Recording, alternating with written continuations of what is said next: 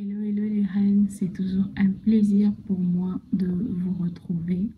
Bienvenue dans notre nouvel épisode de notre café, le café des reines, cet espace qui nous permet de grandir avec Dieu, qui nous permet de partager sur des sujets simples qui peuvent nous permettre d'ajouter un plus dans notre croissance, dans notre marche avec le Seigneur Jésus-Christ.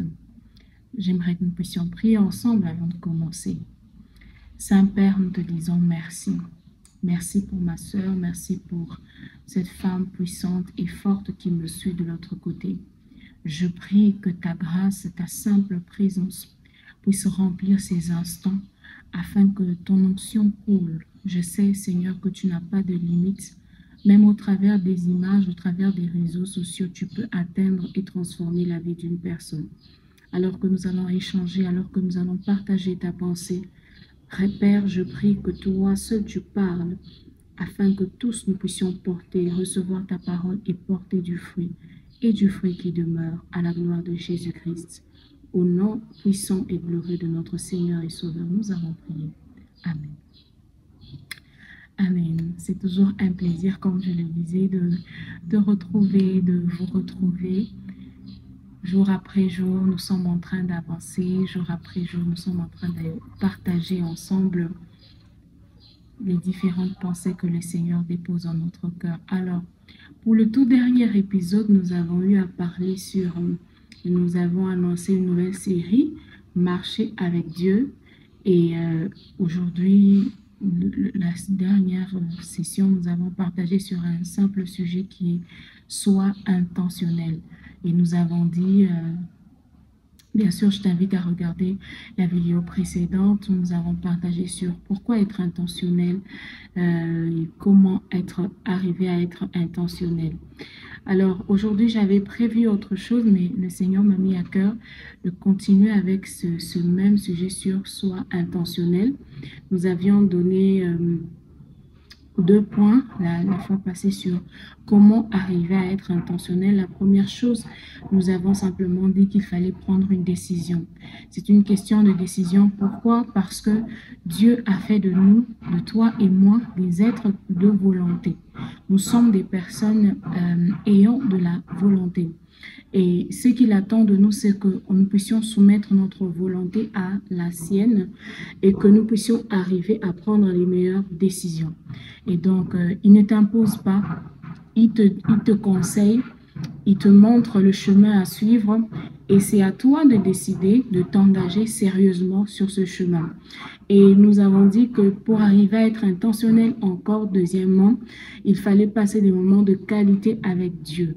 Arriver à passer des moments de qualité avec Dieu parce que c'est dans ces moments, dans sa présence que tu reçois la capacité, que tu reçois la force, que tu reçois les meilleures directives. C'est dans sa présence que plus tu te soumets à Dieu, tu reçois la sécurité. Tu es sécurisé d'abord. Et plus tu te soumets à Dieu dans sa présence, tu apprends à discerner sa pensée. Tu apprends à l'écouter. Tu apprends à l'aimer. Et ce sont les moments de qualité qui vont te faire grandir. Ce sont les moments d'intimité qui vont te faire grandir. Il n'y a pas de procuration. Dans notre marche avec Dieu, il n'y a pas tu ne vas pas déléguer ton rôle. C'est à toi de jouer ton rôle. Tu as ta part autant que lui a déjà fait sa part par Christ, par Jésus-Christ. Toi aussi, tu as ta part à accomplir. Donc, passer des moments de qualité avec Dieu. Alors, aujourd'hui, nous allons continuer par la grâce de Dieu. Nous allons ajouter 2 autres points qui vont nous permettre sur comment être intentionnel. Alors, la première chose que nous pouvons dire aujourd'hui, c'est que pour comment arriver à être intentionnel, eh bien, tu dois nourrir ta foi. Tu dois arriver à nourrir ta foi. Pourquoi? Parce que c'est vrai, tu es une femme. Nous, les femmes, nous sommes des êtres très émotifs. Nous sommes des personnes très émotionnelles. Mais nous sommes des esprits. Tu es un esprit. La Bible dit, je vais te mettre la référence biblique quelque part, que le Seigneur vous bénisse ou vous sanctifie. Je ne sais plus très exactement.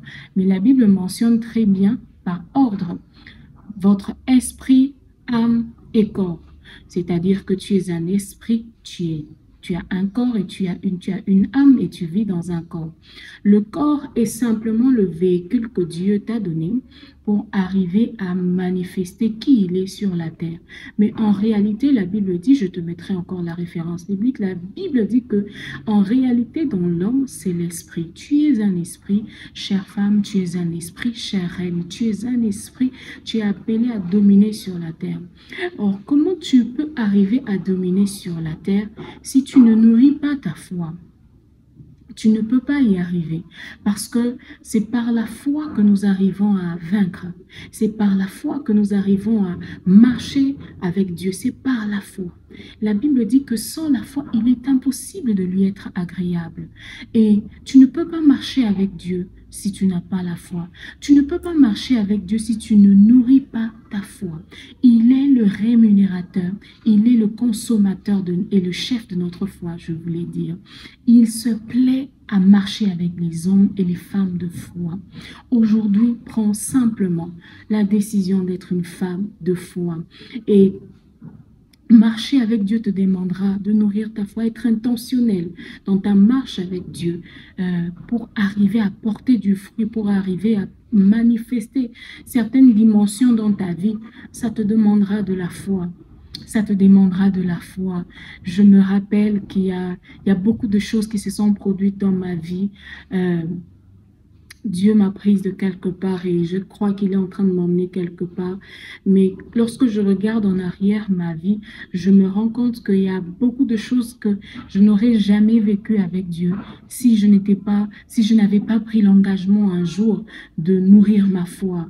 Oui, j'étais aussi une femme toujours dans les émotions. J'étais une femme qui tremblait à la moindre attaque de l'ennemi.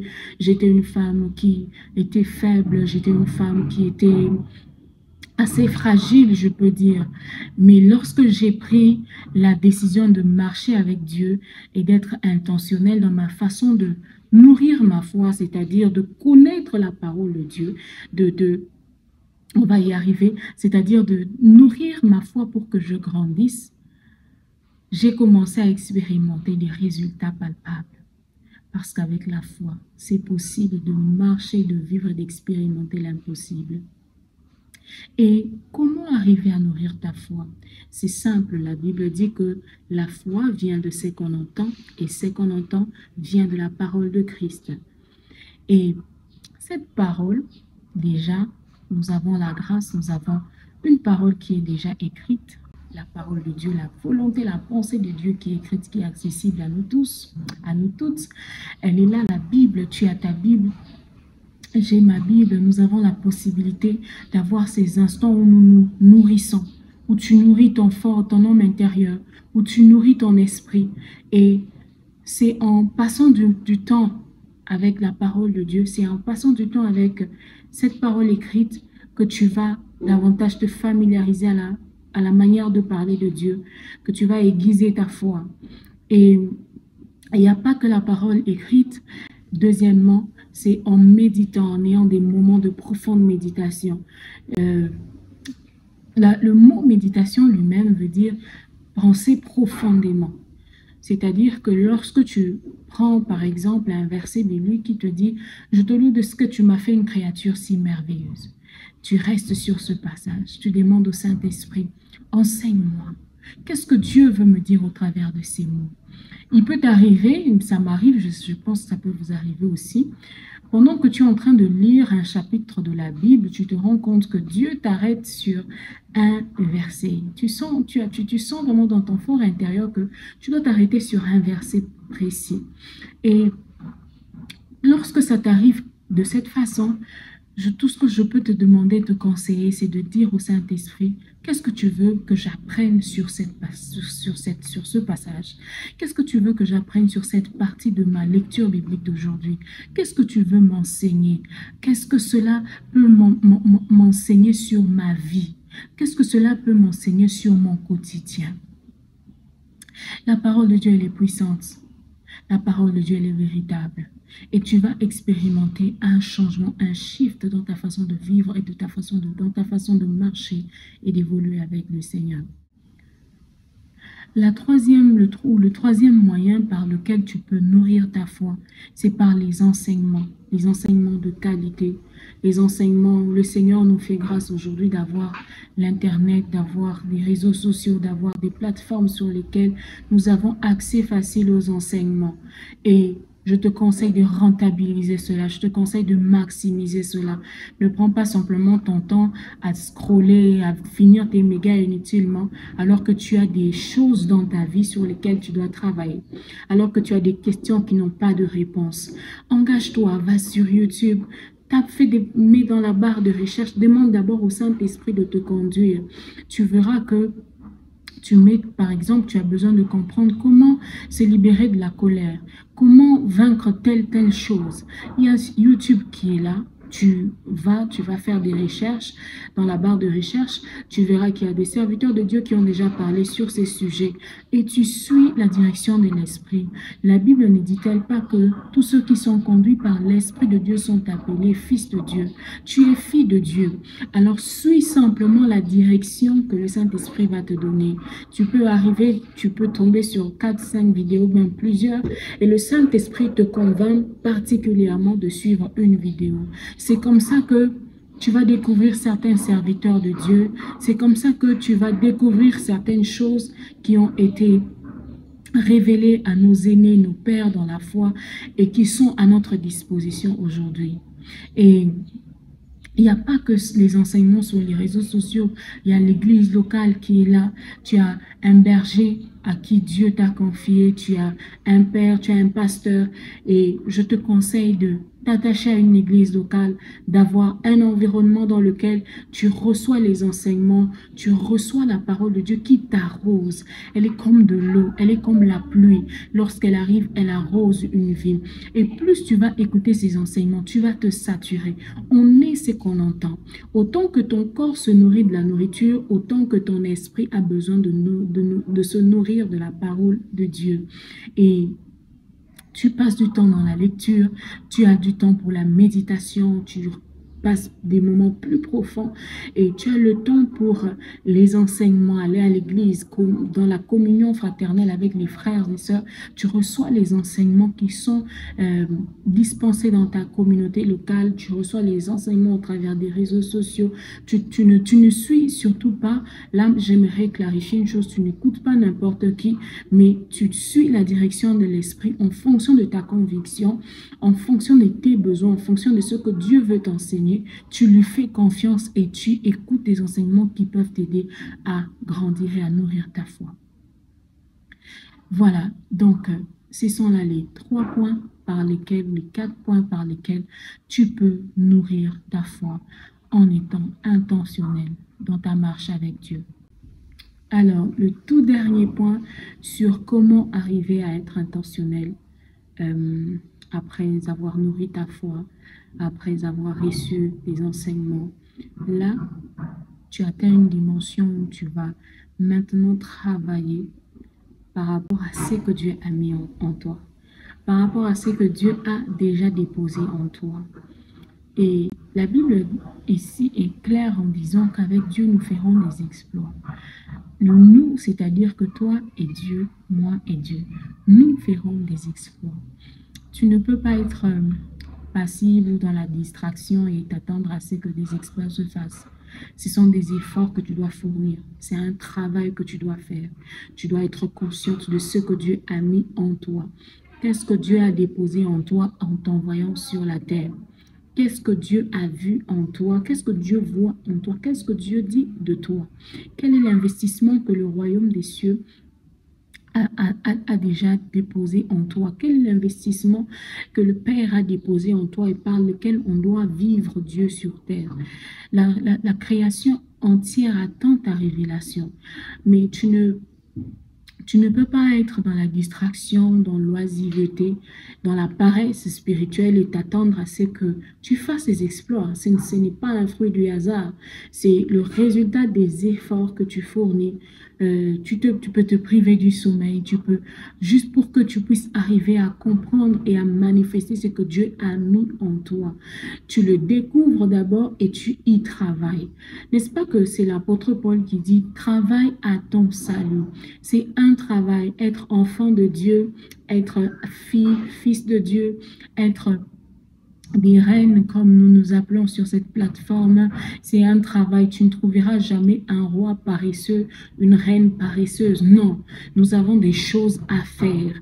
Ton royaume, l'espace sur lequel Dieu t'a établi, a des richesses. Il y a des richesses que tu dois fouiller. Il y a des choses pour lesquelles tu dois aller en profondeur. Refuse d'être une personne superficielle. Refuse d'être une personne oisive, refuse d'être une personne qui n'apporte rien. Ton existence n'apporte rien. Tu es là comme ça, oui, tu vis et puis après, non. Choisis d'être une femme dont l'existence apporte du fruit. Et donc, ce qui va nous emmener à voir notre futur sujet sur comment arriver à trouver sa particularité. J'espère que ces quelques minutes t'auront apporté quelques clés, quelques réponses, quelques pistes pour t'aider dans ta marche avec Dieu, afin que tu puisses porter du fruit et du fruit qui demeure. Voilà, c'était tout pour aujourd'hui. Je te souhaite de passer un très bon week-end. Surtout, n'oublie pas que nous sommes les reines de Genèse 1, 27 à 28. Nous avons reçu le pouvoir de dominer, d'assujettir. Et tout commence par toi, par ce changement de mentalité. Que Dieu te bénisse.